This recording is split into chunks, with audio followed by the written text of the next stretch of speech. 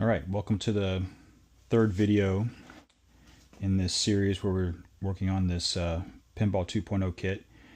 What we're going to do in this video is we're going to put the playfield into this rotisserie here. Now this is a rotisserie that I made myself. You're probably going to want to just buy one of the ones that you can find on the internet. But what I like about the one that I made myself is that it's bench top, so it saves me some space in the shop by sitting on an existing workspace. And then also it has a little bit of an angle. You can see it's got like about a 6-degree angle. Because I do a lot of homebrew, building custom games, this angle allows me to sort of test shots as I'm building or designing the games. But you don't need an angle for yours, and so you could just buy one of the ones. You can find them pretty easily on the internet. All right, I'm going to mount this to the rotisserie, and then we're going to start with doing the slingshots on this one. This will be the slingshot video. All right, for the standard rotisseries that you would sort of buy commercially, you're just going to clamp. You're going to clamp the playfield at both ends. For this one, it's designed to just screw into the wood here, and so I'm going to use the existing holes that are for this top rail. I'm going to use those existing holes and put a screw in there. Same number 6 screw that would come from the other side. I'm just going to put it down this way.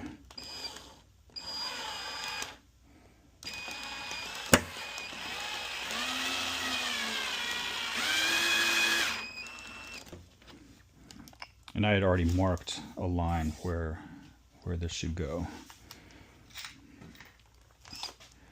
All right, 3 or 4 screws should be enough. I think 3 is probably enough.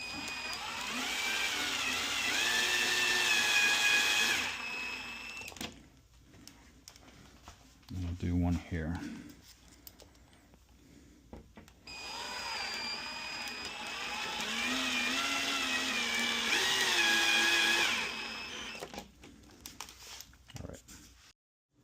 All right, and then we do the same from the bottom side. Only this time I'm using holes that I drilled myself in the right spot.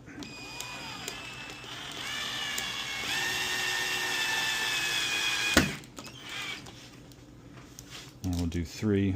Got 3 on each side.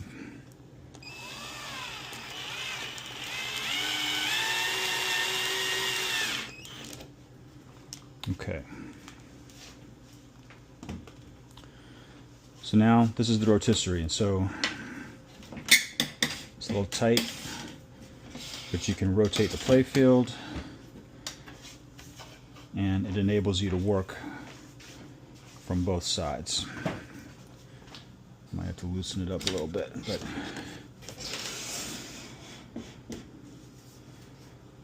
all right. So now we can put mechs in from this side, but also do the posts and everything else on this side, and we can see both sides at the same time, which is going to be important. All right, as I said, we're going to start with the slingshots here, and one of the reasons I start with that is that it gives us a good early indication about our choice of post and rubber color combinations, so that you can check to see if you like it, and if not, you don't have to change out all of the posts. You can just sort of test which color combinations you like. Also, we're going to be using reproduction plastics. Now, I mean, it's not great. You can tell that this is a vintage one. You can tell like the level of detail you get here, like in the hair and the clothing, and this reproduction just like very muddy. Same for this one here, like a lot of clarity in the face and the hair, and here is like just very muddy. So Anyway, it's unfortunate. If you can get a hold of some NOS or vintage ones, but you know, as they say, like, it's better than nothing, right? Literally better than nothing. Anyway, so we're going to start with the slings, and I'm going to grab, there's different kinds of posts we're going to use, so I'm going to grab those, and we'll start installing these posts. Okay, the first thing to note on the slingshot is that we're actually using 3 different type of screws here, and the reason is that we have a T-nut here, but with a machine thread on top, right? And the machine thread is meant for this plastic, right? So anywhere there's a hole in the plastic, we need a thread on the top, and an acorn nut goes on top to hold that in. So we have a T-nut with an acorn nut that goes here. We have a regular screw post also with a thread, and an acorn goes on top of that. But then we also have a separate screw here, just a regular pan head, because there is no hole here. All right. So you're going to need a selection of screws, and I'll list this in the document. But one is a wood screw post, the other is a machine screw post, and the other one's just a regular number 6 sheet metal screw. All right, we'll start with this one with the T-nut and the machine screw. We do it by hand until it's snug. I like to use, this is normally made for a screw bit to go in here. It's like a 1/4 inch hex, but this is also a 1/4 inch hex, so this is convenient to use to tighten this up. Not too tight, just snug. The T-nuts are really easy because there should be no resistance. When we get to the wood screw here, we've drilled the pilot hole. Come back with the screw post, line it up, and we're going to kind of use the plastic post to sort of make sure that we're straight, and then again come in with our 1/4 inch hex drive, and we'll just screw that in. Be careful if you feel any resistance, because you don't want to pop the head off of these screws. All right, they're not super strong. And we just want to get it till it's snug enough that the post isn't twisting. Okay, don't try to like really crank down on it. All right, third one is here. Same thing, except this time with just a pan head sheet metal screw, number 6, and with a Phillips.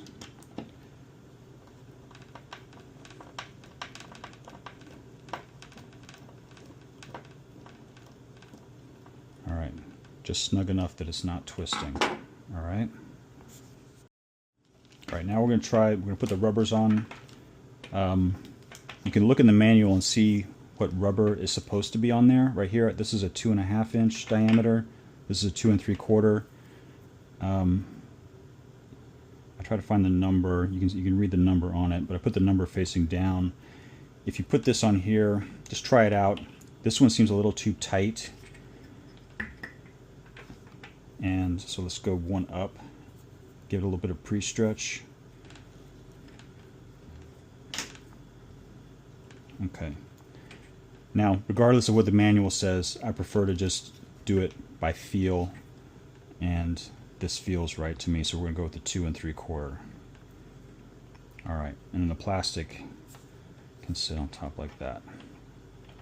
All right, and you notice that this end actually is more oblong. It's to accommodate this set of adjustments here, so it could be one of 3 adjustments. All right, and it'll accommodate all of those, but we're in the middle on this one. Okay, and then an acorn nut will go on top of here to hold this down. All right, now we're going to do the other side. All right, same thing on this side. We have our 3 different screws. The machine screw goes into the T-nut, like so. And we're using a 1/4 inch drive. Just want it snug, not too tight. You also don't want to damage the clear coat, because it will leave an impression if you screw too hard. Alright, the wood screw post.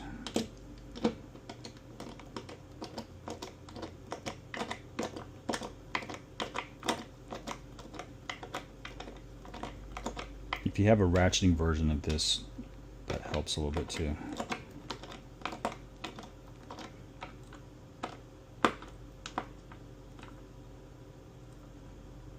Alright, that's snug. Now we'll switch to the Phillips.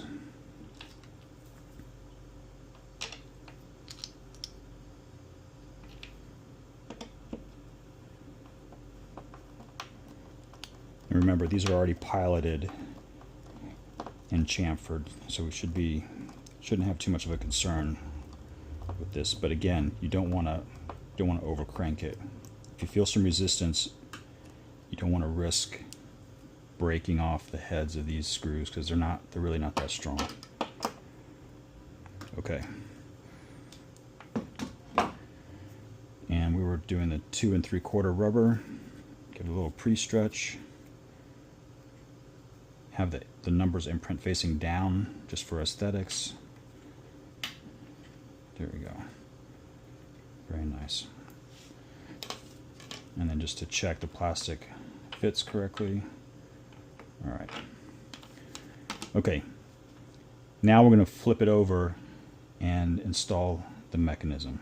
And I'll show you why, but there's a reason we put the rubber on first. All right, we're going to rotate our play field.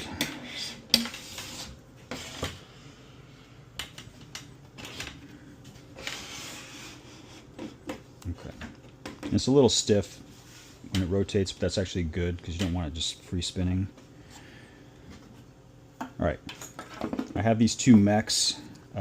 These are from Pinball Life. I scavenged these from one of my other homebrew games, which is why they still have the connectors on them. When we move on to one of the other videos, I'll show you in more detail how you make these little pigtails. I think these are convenient, especially if you're doing homebrew and maybe you're planning on doing multiple kits. So it's kind of convenient to have these connectorized for this exact reason. I could take them out of one machine and put them into another if I need to troubleshoot or whatever. All right. These are symmetric, so it doesn't matter which one goes where, but as you can see, I also have them color-coded, and I put the blues on, this is technically the left, but this is the right side of the playfield when it's flipped over, and this is the left side of the playfield. So blues on the right, purples on the left.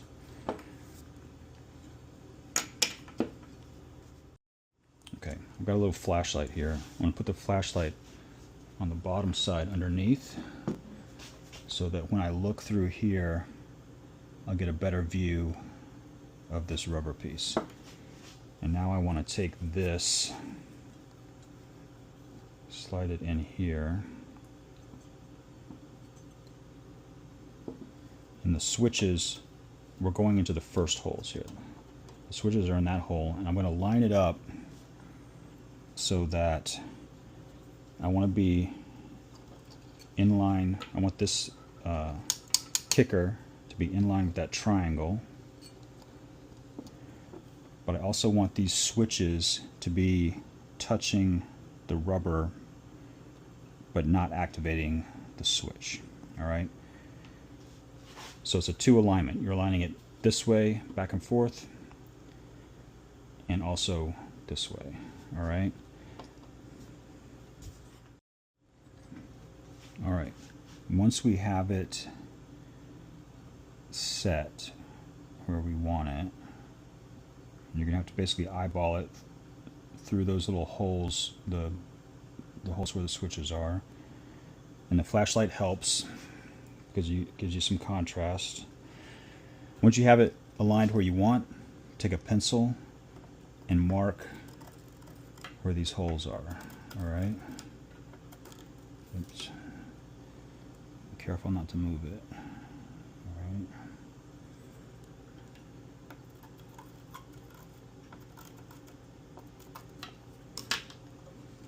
So we should have 3 holes here, here, and here. Okay. All right. We're not going to drill those holes, but we do want to dimple those so that our screws stay aligned when we mount that down. All right. I use this center punch tool. It's a spring-loaded center punch, and I want to mark the center of those pencil outlines that we did. I'll probably try to put a link to this in the description, but they're pretty easy to find. You get these on Amazon. It's a spring-loaded center punch. Also, it's very loud, so wear some hearing protection. And you want to put the point of this in roughly the center of that circle, and then push down.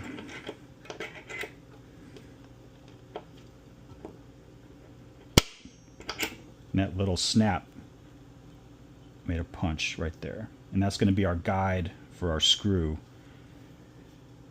so that it doesn't move. Same thing over here. All right, right in the middle, and one more here.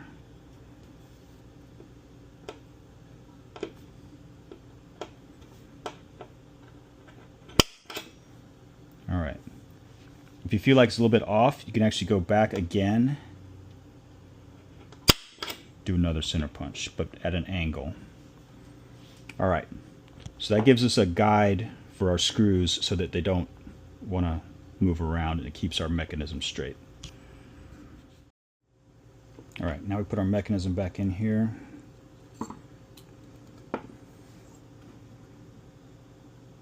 Again, this comes from Pinball Life, and I'll put the part number in the description.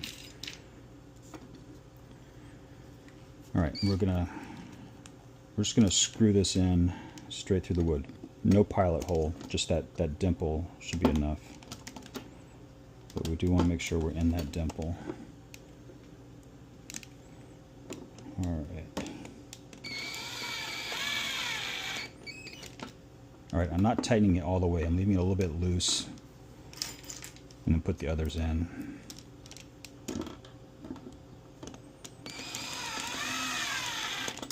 Still a little bit loose.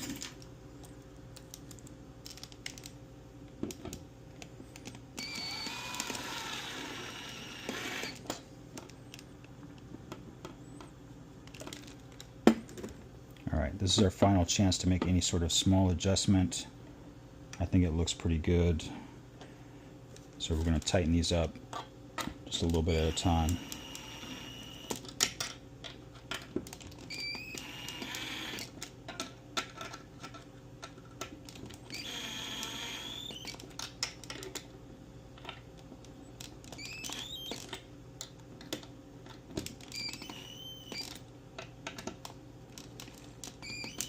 All right. Okay. All right. Now we're going to flip it over, take a look, make sure that we're happy with it. All right, flipping this back over.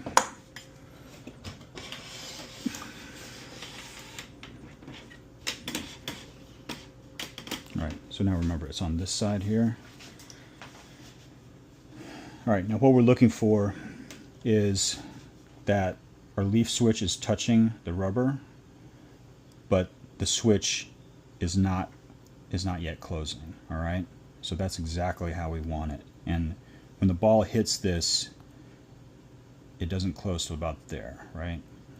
In here. Okay, and in the game, these switches are going to be wired in parallel, so any one of these activations will then trigger the kicker. All right. Now, if you do have a problem with this, like most leaf switches on a pinball game, these are adjustable, but in my opinion, it's better to get it as accurate as possible to start with, and then if you need to, start making adjustments to like how much tolerance you want on that. Okay, so that looks good. We're gonna flip it back over and do this one.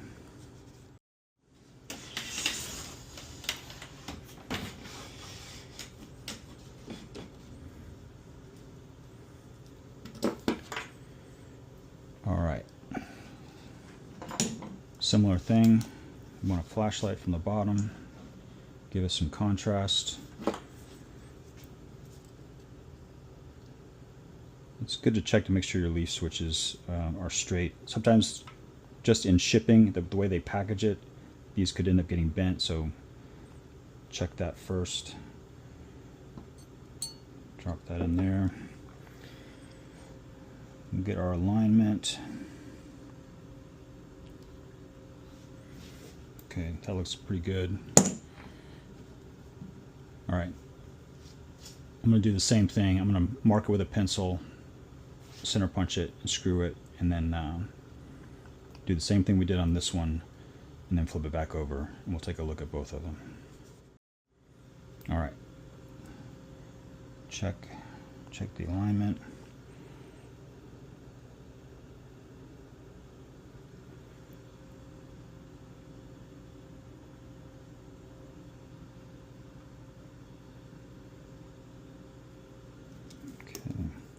Mark it with a pencil. Be careful it doesn't move.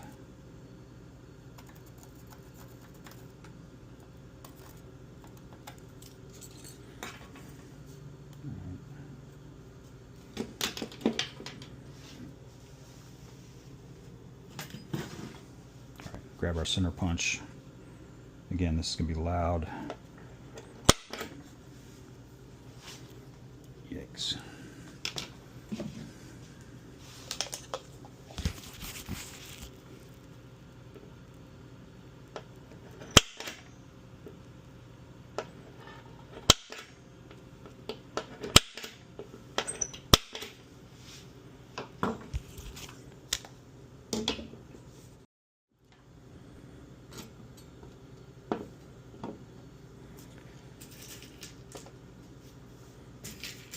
Okay, grab some screws.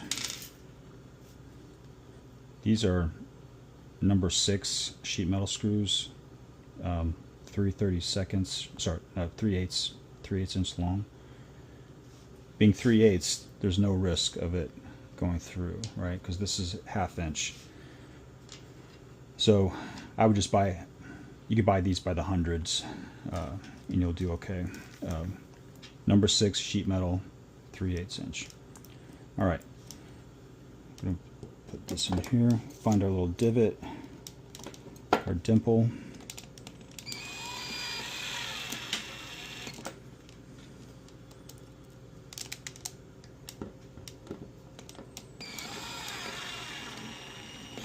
Again, we don't tighten it up all the way on the first screw. We get all 3 screws in first so that we have some alignment.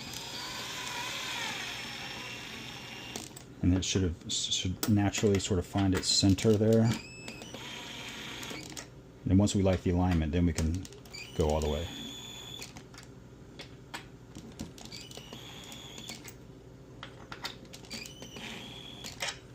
Okay. All right, we'll flip it over again and then check them both out. Actually, one thing we'll do before we flip it over, let's put in the sockets for the GI, the general illumination. I like these sockets because they sit a little bit deeper, and so the light's a little bit up higher. And then these are the bayonet base. It's the same style as the 44, 47, except it's an LED, and this is a warm white LED. So it gives the look of the old school, but with an LED. I'll put these in the description as well, but you can get both of these from Pinball Life. And we're going to put this in here because it'll give us a little preview with the plastic on there, on the top, and the sling and the rubber and the post. It gives a preview of how everything looks. And once we see how it looks, then we'll have an option to change it. If we don't like it, it gives us an early indication that we need to change it. All right, we're going to screw these in. All right, with these bayonet bases, We want to keep it away from the switch, but we also want to keep the wire, the connection wire, away from these switches. So you can actually turn these, you can rotate these. You don't want them too close, and you want to make sure that this one stays far away from the frame. But you can turn these into a more ideal position, right? So these tabs are now facing out this way, but I'm screwing it in over here, so I'm keeping it clear. All right, similar to how we did the slingshots, we can use a screw. I'm less concerned about the accuracy of the positioning. With the slingshot, it's really needs to be really accurate. With this, with this GI lighting base, not so much. And once we get that in there, we just screw it in. All right, like so. All right, and the same for this one. We just adjust it. Adjust these tabs so that they're in a more ideal position, like so.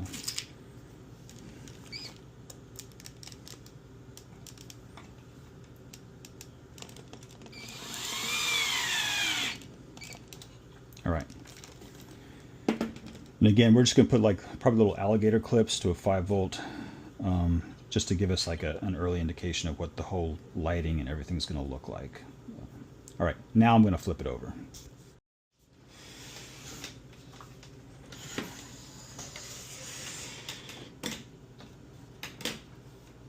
Okay, so we got our LED lights there.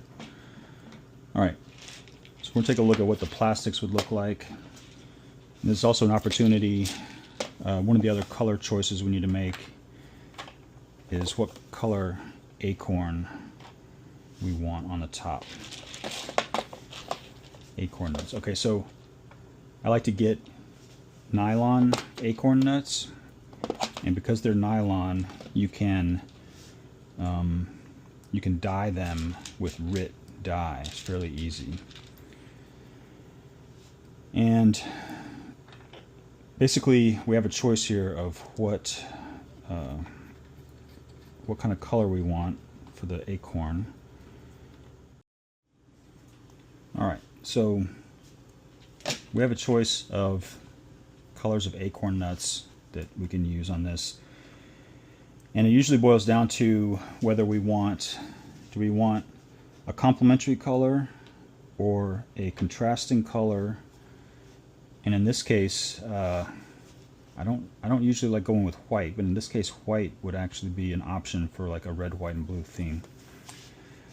The blue here is sort of complementing the blue background. The red is more complementing the red rubber. I'm actually leaning towards the red for this. I think the red gives us the best options, and I really don't just like going with plain white. Okay. All right, so yeah, I think we'll go with red, red, and red. I think you can also buy these at Pinball Life pre-dyed if you don't want to do your own. See, that one looks a little orange. Actually, that might be orange. All right, let's try red. All right. Okay, last thing I'm going to do is I'm going to put 5 volts on these lights underneath.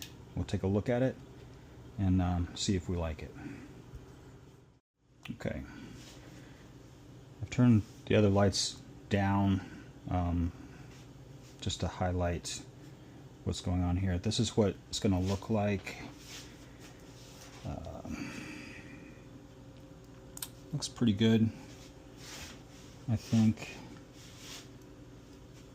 This still has the protective plastic on top, so it's not quite as shiny as it would be. But anyway, that's looking pretty good to me. And in a typical arcade, it's going to be kind of dark, and so this is kind of the look what you're looking for.